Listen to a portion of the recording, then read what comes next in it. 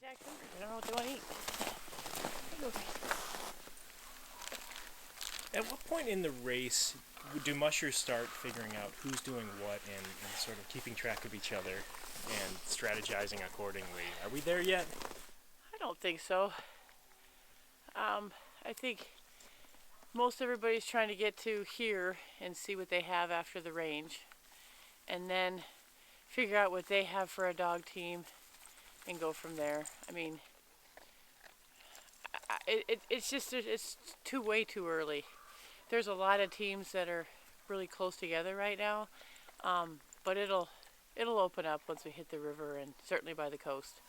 Have you bothered to look at the standings and see who's doing what yet? I actually glanced at them once here, first time here, but not because I cared about where I was at. I was just curious how a few other people were doing and how they were coming along, and just kind of curious on dog numbers, if people are dropping a lot of dogs, or just kind of maybe looking at my speeds compared to somebody else's speeds and whatnot. But it's really hard to, you don't know how much they've rested out in the trail and things like that. So I don't even really worry about it till I get, I might start being. The thing is, I guess I run my team anyway.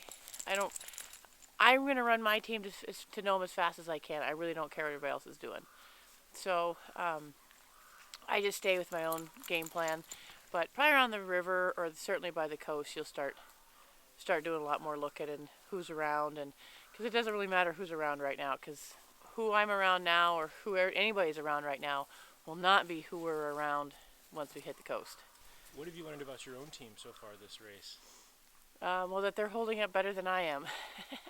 No, I mean, they're doing pretty good. It's a rough trail and hard, so trying to keep their speeds down, so not to get too many wrist injuries, that sort of thing. But man, the pounding for even the musher on the back of the sled is just, it's bad.